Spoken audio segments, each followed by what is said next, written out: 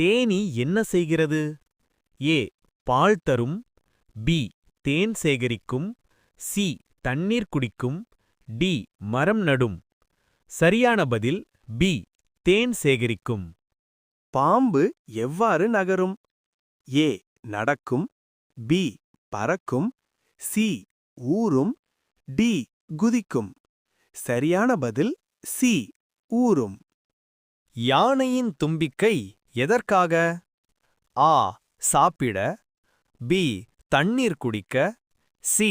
வாசனை அறிய. டி. மேலுள்ள அனைத்தும். சரியான பதில் டி. மேலுள்ள அனைத்தும். நாய் எந்த வகை விலங்கு? ஏ. காட்டு விலங்கு. பி. செல்லப்பிராணி. சி.